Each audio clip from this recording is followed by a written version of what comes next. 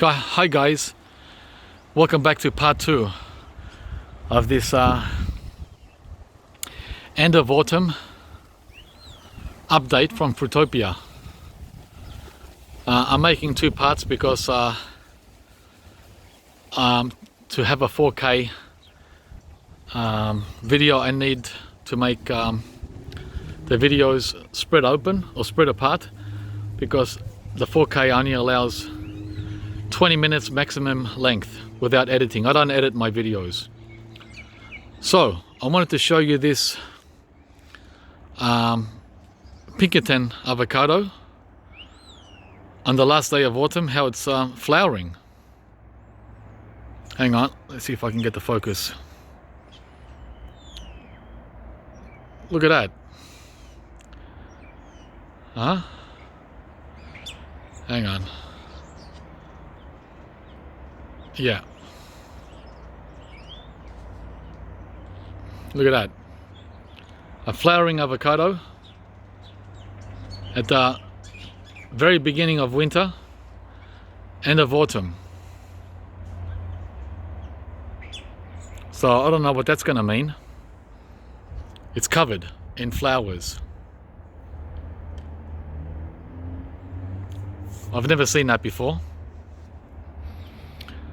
Flowers at this time of the year on the avocado, and it's packed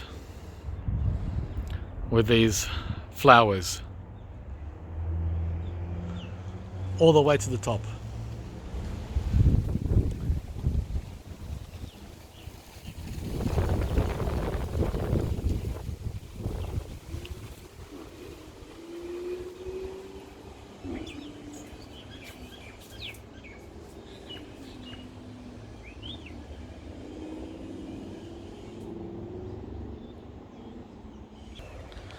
That's the Pinkerton that I just showed you from below. I was standing on the ladder before. And it's grown into an amazing tree after only 2 years in the ground. 2 years, guys.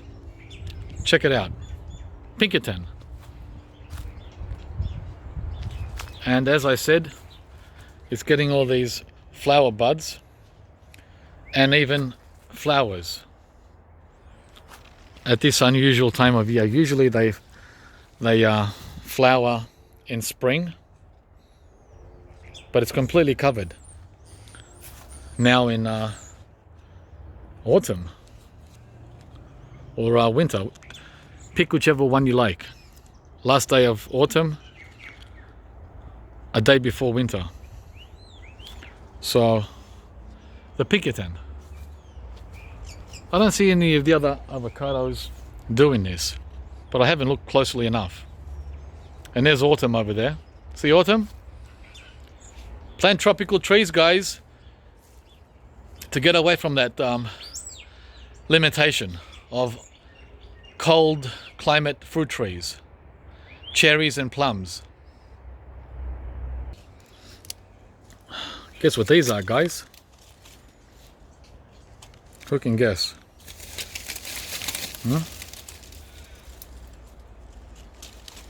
They're not avocados, they're not guavas. They're macadamia nuts. The Australian nut. Yep.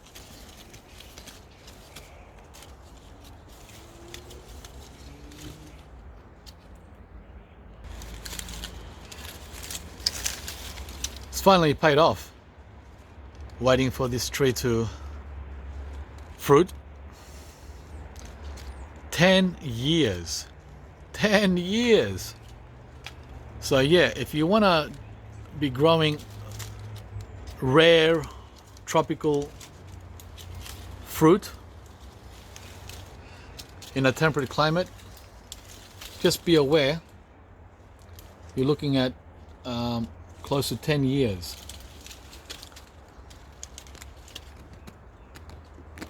At least 5 years.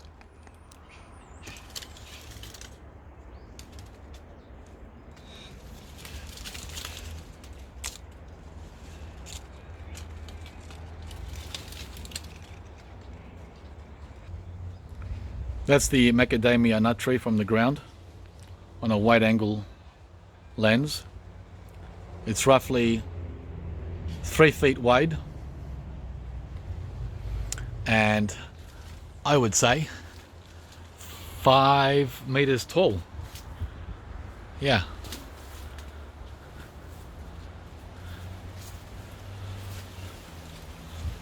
So around 10 feet wide and 15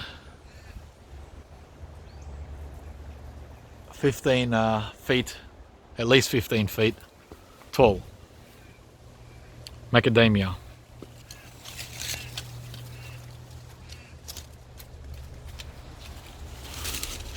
It's been a long wait.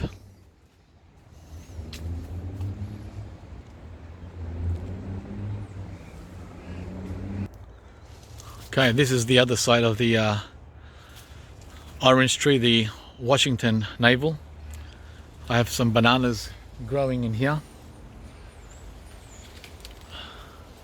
and sugar cane over there.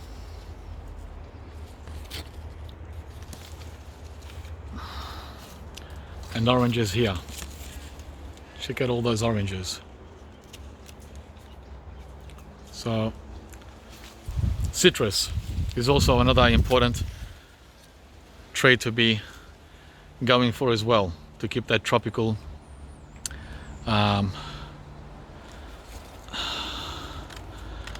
garden going through winter. And speaking of citrus, here are the limes that I showed you about a month ago. You couldn't see them when they were green, right?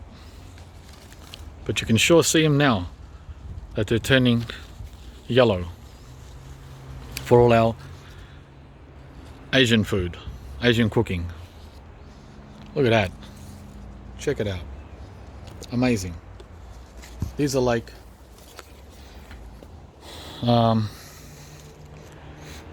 50 cents each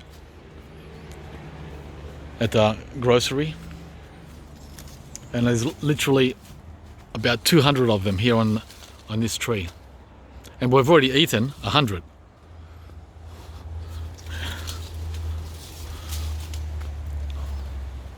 Look at that. So it's winter, it's cold, people are putting on their thick clothes like I am, but the trees, guys, the trees, the right trees, will provide you with everything you need, and even more than summer. The final leaves of autumn 2020.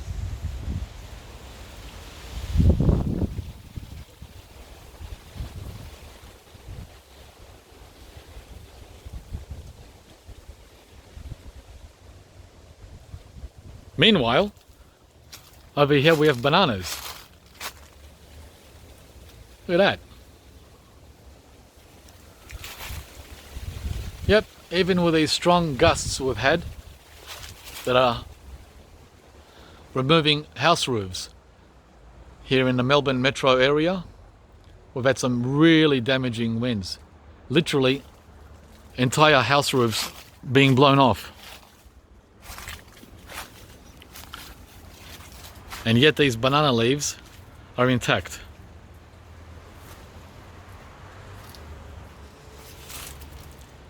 Shredded, but intact.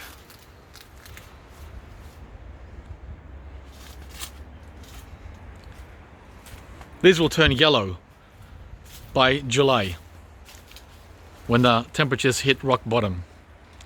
July is the coldest time of the year in Australia.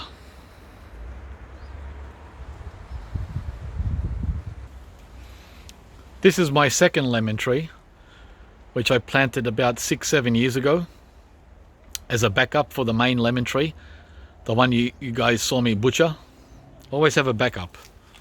So we're getting lemons now from this one, even though we can't from the other lemon tree because I cut it down or cut it in half. Look at all the lemons that are gonna see us through winter until the other one recovers. The main lemon tree is gonna take a full 12 months to recover from what I did to it.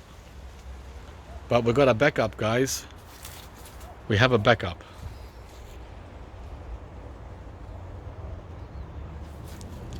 It's a full-size lemon tree. I should have got a dwarf, so I'm gonna have to keep this short. Just keep cutting it, keep cutting it.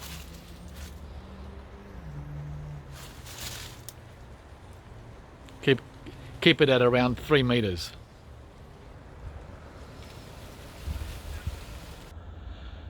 This is the brown turkey fig tree, which is also full size and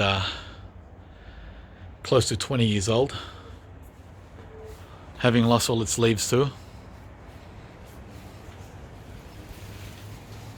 I'm gonna butcher all 3 that I showed you down to here. Yeah, down to here, and remove all of that. Cut right to here. Yep, and the same over here. I'm gonna cut it to here. Let's see, about here. Yeah, and get rid of all this. Get rid of all this. Why? So I can reach the fruit, so I don't have to rely on nets. That's why. These guys grow too big, man. Way too big. Way too big. It's different if you have a dozen fig trees, then it's different. You can share with the birds. But when you only have 3 big trees like this, you're gonna lose half the figs, at least half. So every year I butcher them. Here is another orange tree that I have. I've shown you this one before, guys. I planted this around 10 years ago as a backup, just in case there wasn't enough oranges. We're getting more than enough oranges, actually. But this backup tree now has become not a backup, it's become a surplus. Yeah, these guys won't be ready till spring, so in about 3 months. And wow, I didn't expect it to be so vigorous. Every year I have to take off 1/3 of the tree because of its growth pattern. So yeah, 3 big orange trees now of this caliber. So I don't think we're going to be running out of oranges ever.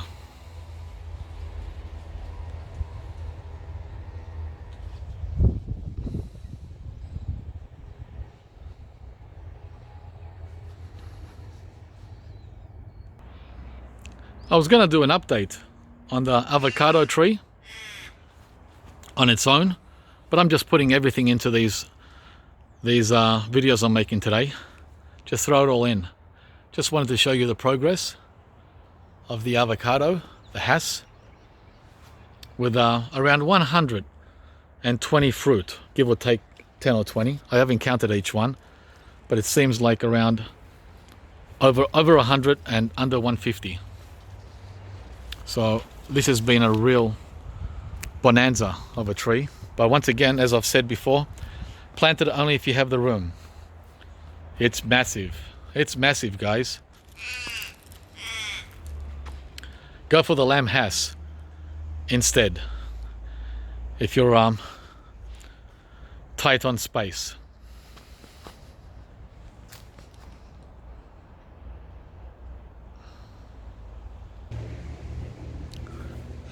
Hass. The Hass avocado. Australia's favourite avocado. Coming along really well here in Melbourne. Melbourne, Australia. We're not in Queensland. We're not in Sydney. Okay? And we're not in Hawaii. Anyone in Melbourne, Adelaide, or Tasmania can have this tree fruiting for them with this kind of abundance. Anyone. So plant your avocados now. They take about 5 years to get close to this size from a grafted tree. Forget about seedlings. We're underneath a tamarillo tree where I just found a tamarillo on the ground.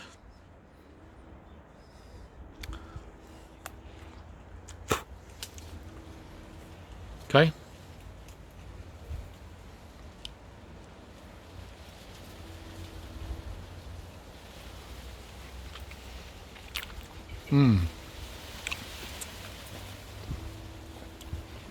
So now they're at their best. Wow, they're actually sweet. So different than how they were back in April.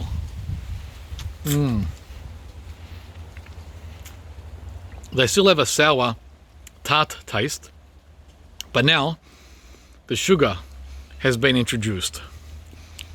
It's about 50% sour, 10% tart, and 30 to 40% sweet. Tamarillo, tree tomato. Spectacular. Wow.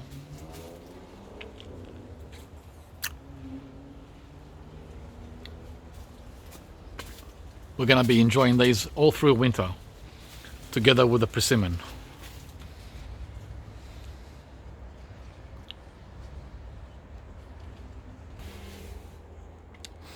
That's the banana circle,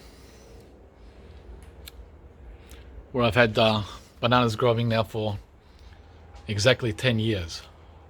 You can see these new ones haven't been affected yet by the cold or by the wind because they're laying low, whereas the ones behind have already had their leaves shredded by the wind. Those ones there, up higher where the wind is.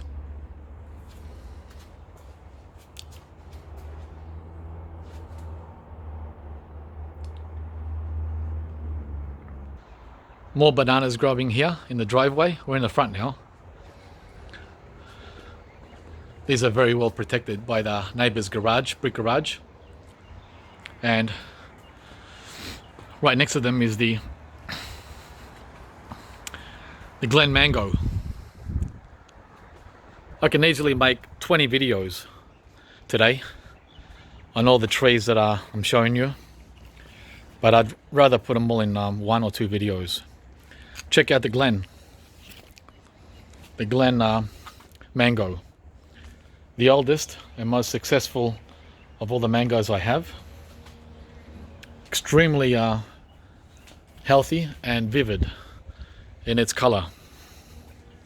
And what's going to happen in about 2 weeks is all these flower buds or growth buds, I'm not sure, will open, and it's going to start producing new growth at the end of June. Yep, all these open. They open every June. It's like the cold weather of winter encourages them to start to flower, and then 2 weeks later, at the heart of winter, which is July, they die off and nothing comes of it. Too cold. Looks like I've reached the maximum limit for 4K on this video too. I'll be back with a part 3, guys, for this late autumn 2020 update.